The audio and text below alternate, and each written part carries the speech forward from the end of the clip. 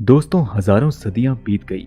ना जाने कितनी सभ्यताएं विकसित हुई और खत्म हो गईं, और हमारी पृथ्वी पर डायनासोर्स ने करीब 25 करोड़ साल तक राज किया, जिसके बाद इनकी भी सभ्यता और जीवन हमेशा के लिए नष्ट हो गया। और बाद में इंसानों का पृथ्वी पर आगमन हुआ, जिन्होंने अपने सोचने समझने की शक्ति से पृथ्वी को बदल डाला। और इसी कारण आज हमारे पृथ्वी पर इंसानों का राज है। इस पृथ्वी पर आज भी कई जानवरों के जीवन फल फूल रहे हैं।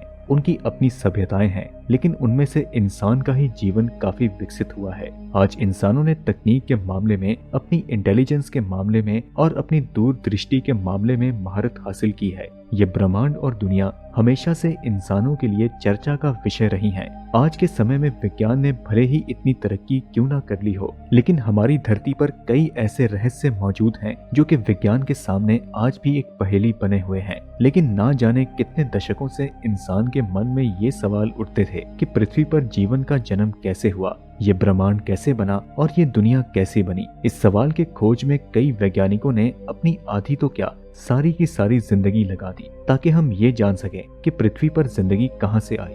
आज हमारी दुनिया में 7 अरब से भी ज्यादा लोग रहते हैं, जिनके दिलो दिमाग में कई ऐसे सवाल आते हैं, लेकिन उनका जवाब उन्हें नहीं मिल पाता है। लेकिन उन तमाम सवालों का जवाब हम आपको आज की इस वीडियो में देने वाले हैं। तो बिना समय गवाए हम इस वीडियो का आगाज करते हैं। लेकिन दोस्तों, वीडियो शुरू करने से पहले आप हमें सब्सक्राइब कर लें और बेल आइकन भी दबा दें।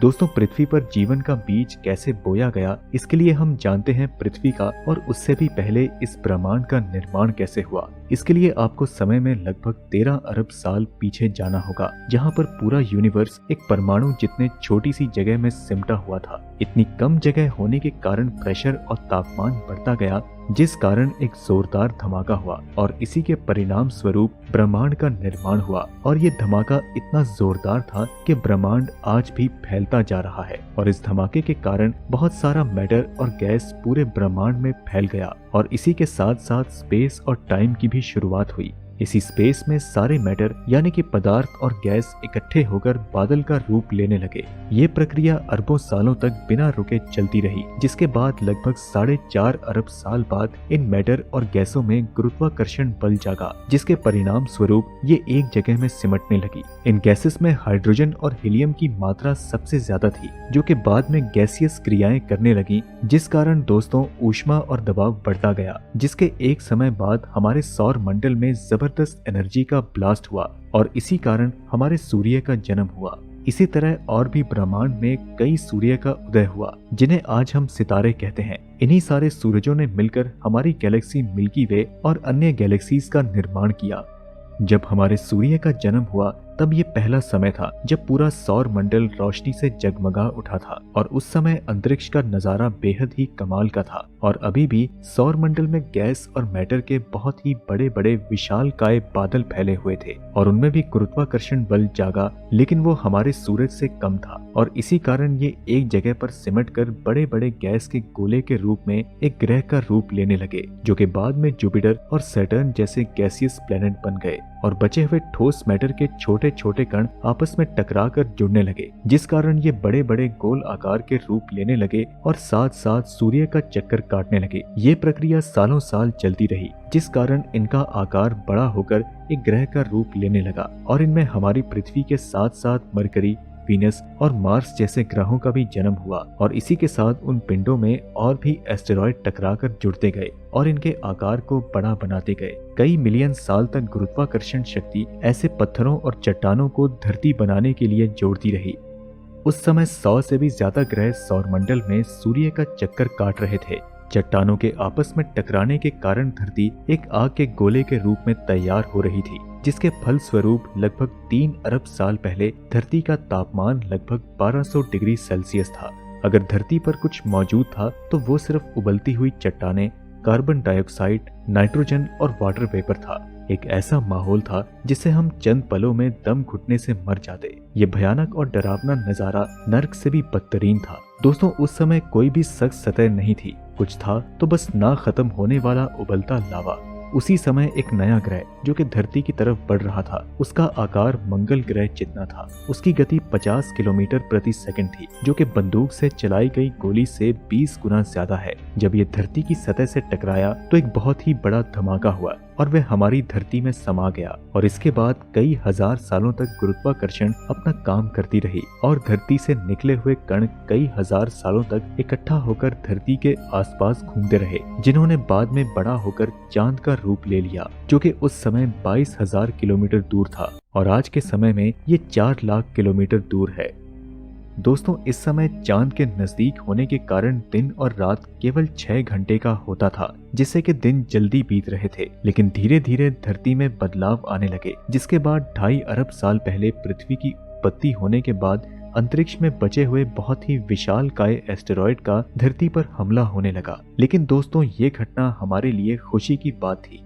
दरअसल अंतरिक्ष से गिरते इन एस्टेरॉयड्स में एक अजीब से क्रिस्टल थे, जो कि नमक और पानी के बने हुए थे और इनके गिरने से हमारी पृथ्वी पर महासागर का निर्माण हुआ। अब आपके मन में ये सवाल आ रहा होगा कि आखिर उल्का में मौजूद इतने कम पानी से महासागर की उत्पत्ति कैसे हो सकती है? तो इसका जवाब है कि ये उल्का धरती पर 20 करोड़ साल तक गिरते रहे और इसी कारण धरती पर काफी सारा पानी इकट्ठा हो गया, जिसके बाद यहाँ पर पानी का इकट्ठा होने के कारण ही धरती की ऊपरी सतह ठंडी होने लगी और उबलती हुई चट्टानें ठंडी होने के कारण सख्त होने लगी। लेकिन धरती के अंदर मौजूद लावा उसी रूप में मौजूद रहा। धरती का ऊपरी तापमान 70 से 80 डिग्री सेल्सियस हो चुका था और धरती की सतह भी काफी सख्त हो चुकी थी। धरती में बदलाव लाने के लिए ये तापमान और हालात एकदम सही थे। आज जो पानी हम पीते हैं वो कई बिलियन साल पहले का है। इस पानी के नीचे सारी सख्त सतह ढक चुकी थी। चांद के नजदीक होने के कारण उसके द्वारा लगने वाले गुरुत्वाकर्षण से धरती पर एक तूफान आने लगा, जिसने धरती पर उथल पुथल मचा दी। समय के साथ साथ चांद धरती से दूर होता गया और तूफान शांत हो गया और पानी की लहरें भी शांत हो गई। अब धरती की छाती से लावा फिर से निकलने लगे, जिस कारण छोटे छोटे द्वीप और महाद्वीप बनने लगे। अब दोस्तों, 2 अरब साल पहले धरती पर पानी भी पहुंच चुका था और ज्वालामुखी फूट फूट कर छोटे छोटे द्वीप बना रही थी। लेकिन एस्टेरॉयड्स की बारिश अभी भी रुकी नहीं थी। पानी और नमक के अलावा ये एस्टेरॉयड और भी बहुत कुछ ला रहे थे, कुछ ऐसे खनिज पदार्थ जो कि जीवन की उत्पत्ति करने के जिम्मेदार थे। और ये खनिज पदार्थ थे कार्बन और अमाइनो एसिड। ये दोनों तत्व पृथ्वी पर पाए जाने वाले हर जीव जंतु और पौधों में पाए जाते हैं। ये एस्टेरॉयड पानी में 3000 मीटर नीचे चले जाते थे, जहाँ पर सूरज की किरणें नहीं पहुँच पाती थीं। धीरे धीरे ये एस्टेरॉयड ठंडे होकर जमने लगे और उन्होंने एक चिमनी का निर्माण करना शुरू कर दिया और ज्वालामुखी में पड़ी दरारों में पानी जाने से धुआं इन चिमनियों से निकलने लगा और पानी में केमिकल का घोल बन गया। इसी बीच पानी में मौजूद केमिकल्स के बीच एक ऐसा रिएक्शन हुआ जिससे माइक्रोस्कोपिक जीवन यानी कि एक माइक्रो ऑर्गेनिज्म जीव का प्रारंभ हुआ। इसी समय पानी में एक सिंगल सेल बैक्टीरिया उत्पन्न हो चुके थे। ये वो समय था जब समुद्र की निचली सतह पर चट्टानों जैसे बड़े पत्ते उग रहे थे। उन्होंने एक कॉलोनी बना रखी थी जिन पर जीवित बैक्टीरिया थे। इन पत्तों को स्ट्रोमेटोलाइट कहा जाता है। ये बैक्टीरिया सूर्य की रोशनी से अपना भोजन बनाते हैं और इस प्रक्रिया को आज हम फोटोसिंथेसिस कहते हैं, जिसमें ये सूर्य की किरणों की ताकत से कार्बन डाइऑक्साइड और पानी को ग्लूकोज में बदल देता है और इसे शुगर भी कहा जाता है। इसके साथ ही ये एक बाई प्रोडक्ट छोड़ता है जो कि ऑक्सीजन गैस होती है। और इसी तरह दोस्तों, ऑक्सीजन भी पृथ्वी पर आ चुकी थी और समय की गति के साथ सारा सागर ऑक्सीजन गैस से भर गया। ऑक्सीजन के कारण पानी में मौजूद लोहे को जंग लगा, जिससे कि लोहे के अस्तित्व की पहचान हुई। लहरों के ऊपर ऑक्सीजन वायुमंडल में प्रवेश कर चुकी थी। यही वो गैस है जिसके बिना धरती पर जीवन असंभव है। जिसके बाद लगभग 2 अरब साल तक ऑक्सीजन गैस का स्तर बढ़ता रहा। धरती के घूमने का समय भी कम होता रहा और दिन बड़े होने लगे।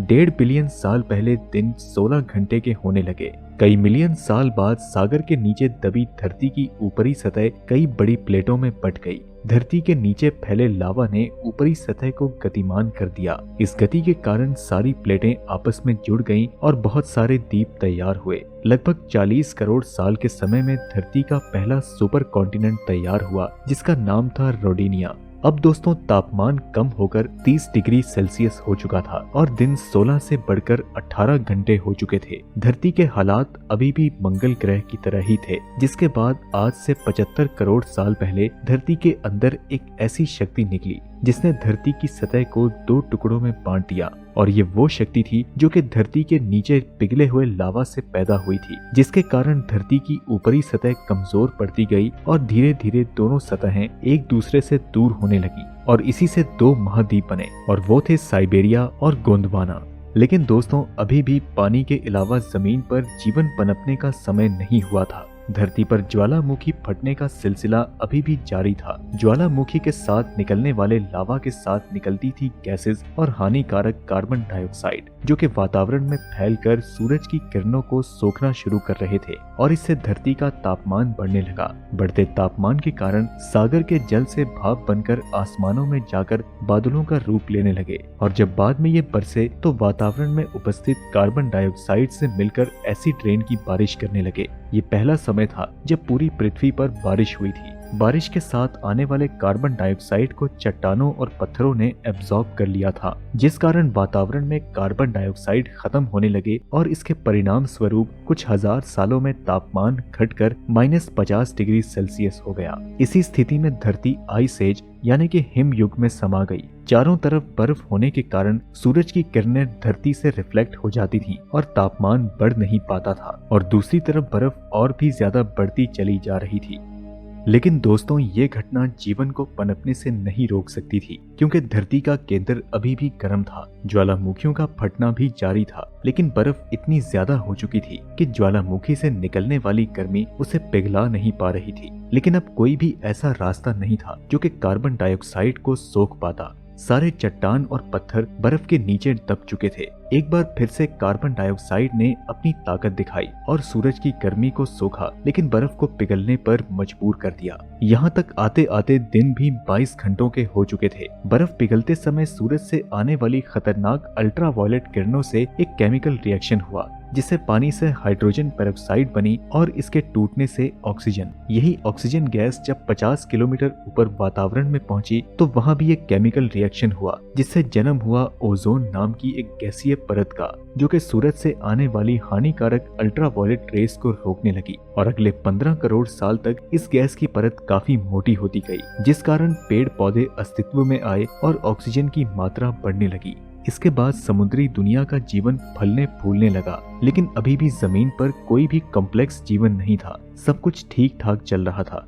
इसी समय टिक्टेलिक नाम की मछली ने हिम्मत जुटाकर जमीन पर आकर जमीनी दुनिया में जीने की कोशिश की, जिस कोशिश में ये कामयाब हो गई और अगले 15 करोड़ साल में विकसित होकर इसने समुद्र को छोड़कर जमीनी दुनिया को अपना ठिकाना बनाया। इसके साथ ही ड्रैगन फ्लाई का जन्म हुआ और कई अनेकों जीव बनने लगे। ऑक्सीजन की मात्रा ज्यादा होने के कारण इनकी हड्डियां और मांसपेशियां बड़ी तेजी के साथ बढ़ रही थी। तभी कुछ हजारों साल बाद अचानक वातावरण में बदलाव आया। अचानक लावा धरती से बाहर निकलकर जमीन में फैलने लगा और दूर दूर तक बड़े बड़े ज्वालामुखी फटने लगे, जिस कारण 80% जमीनी जीव मारे गए और धीरे धीरे पेड़ पौधे भी विलुप्त होने लगे।